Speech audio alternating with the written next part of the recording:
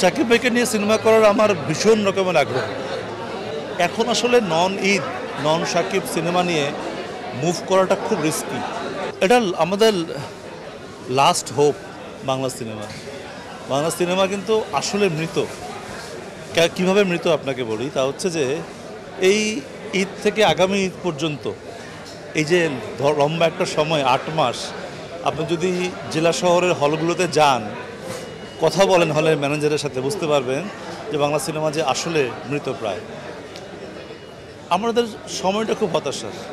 এই হতাশার মধ্যে আমাদেরকে আশা দেয়, আমাদেরকে সাহস দেয় 2 ঈদের এই ছবিগুলো। মানে বাঙালি না অদ্ভুত ব্যাপার, বুঝছেন, যখন দেয়ালে পিঠ থেকে যায় তখন তারা 4-6 মারা আরম্ভ করে। তো বাংলা সিনেমা দেয়ালে পিঠ থেকেছে, তো এখন বাংলাদেশের ফিল্ম মেকাররা 4-6 মারা আরম্ভ করছে। তো এই 4-6গুলো লাস্ট ঈদে 6টা ছবি ভালো হয়েছে এবারও, এবং দর্শক সবগুলো ছবিকেই গ্রহণ করছে। সো আমি বলি যে এটা আসলে আল্লাহর বরদান, এবং এটা আমাদের হোপ সিনেমাটাকে মানে বাঁচিয়ে রাখা। ঢাকা অ্যাটাক, অপহরণ সুন্দরবন, অন্তর্জাল একটা ট্রিলজি ছিল। ট্রিলজি হচ্ছে, দেখবেন যে 3টা ছবিতেই একটা জিনিস কমন, সিনারিওগুলো রেগুলার সিনারিও নয়, একটা আলাদা ভিজুয়াল। 3টে সিনেমার মধ্যে দেশপ্রেম ছিল, মানুষকে ইন্সপায়ার করার একটা ব্যাপার ছিল, এবং প্রচুর গ্রাফিক্সের ব্যবহার ছিল, ভিন্ন রকমের ভিজুয়াল ছিল। এগুলো আমার কাছে মনে হচ্ছিল যে আমি না করলে আর কেউ করবে না। হয়তো প্রেমের ছবি আমাদের দেশে নির্মিত হবে, পারিবারিক ছবি হবে, বা প্রতিশোধের ছবিও হবে, কিন্তু ওই ছবিগুলো হয়তো আর কেউ বানাবে না। সো ওটা আমার একটা ট্রিলজি ছিল। এরপরে আমি প্ল্যান করেছি যে আমি ড্রামায় ফিরব, ড্রামা ভিত্তিক কিছু ছবি করব, সেগুলোও একটু কন্টেন্টের দিক থেকে আলাদা রকমের একটা জিনিসপত্র হবে। সো একটা জনরা থেকে একটা জনরায় শিফট করতে আমার একটু সময় লাগছে। মাঝখানে দেশের পরিবর্তিত পরিস্থিতিও এক ধরনের একটা ছোট ধাক্কা দিয়েছিল। তাতে হচ্ছে যে নতুন করে আবার কিছু প্ল্যানিং চালু করতে হয়েছিল। আর ঈদ ছাড়া সিনেমার মানুষ তো আমি নন ঈদ নন শাকিব সিনেমার মানুষ। আমার সব ছবিগুলোই নন ঈদ নন শাকিব ছিল। এখন আসলে নন ঈদ নন শাকিব সিনেমা নিয়ে মুভ করাটা খুব রিস্কি। প্রডিউসাররা আসলে ঈদ ছাড়া আসতে সাহস পাচ্ছে না, তো ঈদেই আসতে বলছে। আর ঈদে না এক ধরনের অন্য রকমের সিনেমা, মানে ঈদের সিনেমাটার প্ল্যানটা একটু আলাদা রকমের হওয়া উচিত। তো সমস্ত কিছুর সাথে তৈরি হওয়ার জন্য সময় লাগছে, কিন্তু এবার আমি কিছু অন্য রকমের ইন্টারেস্টিং প্ল্যান করছি, যে প্ল্যানগুলো আগামী বছর থেকে আবার মানুষ দেখতে পাবে। মানে তখন ব্যাক টু ব্যাক পরপরই কয়েকটা ছবি নির্মিত হবে, তার মধ্যে সম্পূর্ণ দেশের বাইরেও তৈরি হবে এমন ছবিও আছে, আবার আমাদের গ্রাম নিয়ে তৈরি হবে এমন ছবিও আছে। দেখা যাক কি। শাকিব ভাইকে নিয়ে সিনেমা করার আমার ভীষণ রকমের আগ্রহ। আমি আমার মানে বহুভাবে আমি পাবলিকলিও বলেছি, শাকিব ভাইকেও বলেছি, এবং শাকিব ভাইয়েরও আগ্রহ আছে আমার সাথে ছবি করার, সেও আমাকে বহুবার কথা বলেছে। কিন্তু সাম্প্রতিক সময়ে কোনো প্ল্যান নেই। আমারও সাম্প্রতিক সময়ে অন্য কিছু প্ল্যান আছে, আমার প্ল্যানগুলো শেষ হোক। আর শাকিব ভাই এখন যে পথে এগোচ্ছে, এই পথটা একদম ঠিক আছে। আমি মনে করি যে বাংলা সিনেমা এখন শাকিব খানের উপর অনেকখানি নির্ভর করে, আসলে আমাদের ইন্ডাস্ট্রি অনেকখানি নির্ভর করে। তো শাকিব ভাই এই পথে আগাক, আরও সব বড় বড় কিছু সেঞ্চুরি হাঁকাক, ছক্কা হাঁকাক, সামনে কোনো একটা সময়ে নিশ্চয়ই কিছু একটা হবে। আমার সিনেমাগুলো একটা অদ্ভুত একটা জটিল অঙ্কের মধ্যে, অঙ্কটা একটু যদি সহজ করে বোঝাতে পারি তাহলে সুবিধা হবে।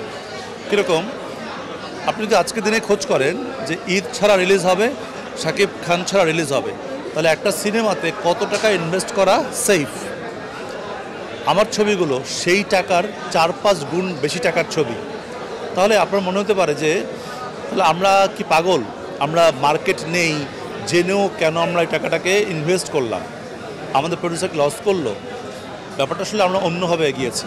আমাদের কাছে মনে হয়েছে যে সিনেমাতে প্রোডাক্ট প্লেসমেন্ট একটা বড় সম্ভাবনাময় জায়গা। কারণ একটা বিজ্ঞাপন যখন আপনি রাস্তায় দেখছেন, আর সেই বিজ্ঞাপনটাকে যখন আপনি সিনেমায় দেখছেন, সেটা গল্পের মাধ্যমে সেটা মনের মধ্যে ঢুকে যায়। আর আমাদের অনেক রকম ব্র্যান্ড সিনেমায় দেখাতে হয়। আমি একটা ফোন ব্যবহার করি, আমি একটা পানির বোতল ব্যবহার করি, আমি ফ্রিজটা খুলি, ব্র্যান্ড ইজ এভরিওয়্যার। সো আমার সবগুলো ছবিতে দেখবেন যে ব্র্যান্ডকে বিভিন্নভাবে ব্যবহার করা হয়েছে। ওই যে বললাম না, বাজার যে কয়টা টাকার, তার থেকে যে বাড়তি যে খরচ হচ্ছে, এটা সম্পূর্ণই ব্র্যান্ড থেকে এসেছে, ওইটা আমাদেরকে ফেরত দিতে হয়নি। সো সিনেমার বাজেট 4 কোটি হলেও আমাদের ইনভেস্টমেন্ট কিন্তু হচ্ছে 1 কোটি, এবং সেই 1 কোটি আমরা রিফান্ড আনতে পেরেছি। সেই হিসাবে আমাদের ছবিগুলো সফল। কিন্তু 4 কোটি টাকার ছবি যদি 1.5 কোটি আর্ন করে, ছবিটা আবার ফ্লপ। সো এই জটিল অঙ্কটা অনেকেই বুঝতে পারে না। আমাদের সিনেমাগুলো আসলে একটা বিকল্প আয়ের জায়গাটাও থাকা খুব দরকার, কারণ একটা ইন্ডাস্ট্রিতে ছবি তৈরি হবে 100টা, হয়তো হিট হবে 10টা, বাকি যদি 90টা ছবি লস করে তাহলে কিন্তু 90টা প্রডিউসার চলে যাবে। এই 90টা প্রডিউসার লস না করলেও তাকে তার রিটার্নটা আসতে হবে, এইটা খুব জরুরি দরকার। এর জন্য আসলে অল্টারনেটিভ ইনকামের জায়গাটা খুব দরকার।